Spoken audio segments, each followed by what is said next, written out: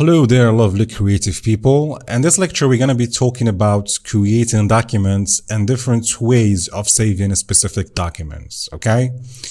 And this is very important, guys, believe me. Everything we do here is important if you want to be a Photoshop expert. So the first thing you have when you open Photoshop is that you have two options right here. We have Create New and we have Open. So Open will allow you to open an image or a file from your desktop. And Create New will allow you to create new documents in Photoshop.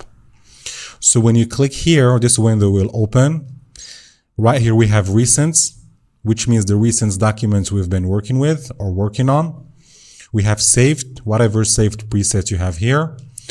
And then we have different presets for different disciplines. So if you are into web design, you can choose presets from here. If you click on View All Presets, you will have more. And you can also download templates from Creative Cloud. You just click and then click Download. Once it's finished, it will appear here under Saved. If you are into UI design, you can click on Mobile, and then you will have different presets for the mobile design, even Apple Watch if you want. So you have pretty much everything here. You can also create your own presets.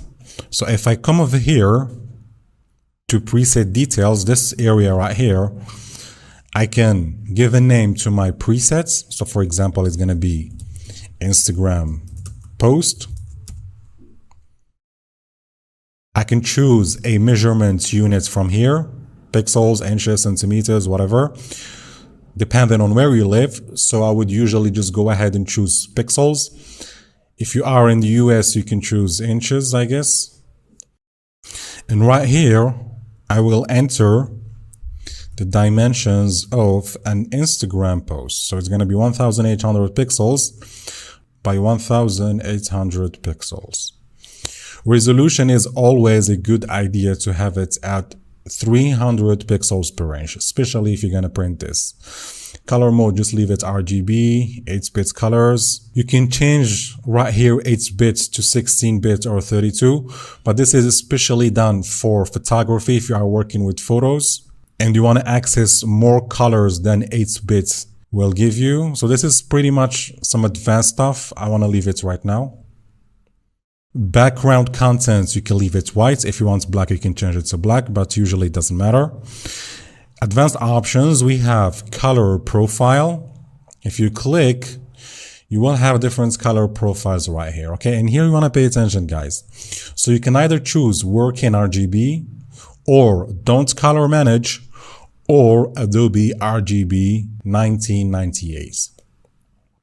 The other color profiles, as you can see here, belongs to different cameras. Okay, these are the color profiles for different photography cameras. So you don't want them included in your projects. So I will change this to work in RGB. So you're probably asking yourself, what is the use of color profile? So color profile, basically, when you finish saving your documents, and you want to open it in a new software, the color guide will tell that specific software that is not Photoshop what color profile this document is. That will allow you to keep the same colors as the one you've been working with in Photoshop. You won't be surprised with different colors when you reopen the documents in a previous version of Photoshop or another software. And once you finish setting up everything, you can click here on this icon. Give it a name. So this one is going to be Instagram post presets, save presets, and now it is saved directly under saved. Okay, create new, and here we have it. I can hide this layer for now.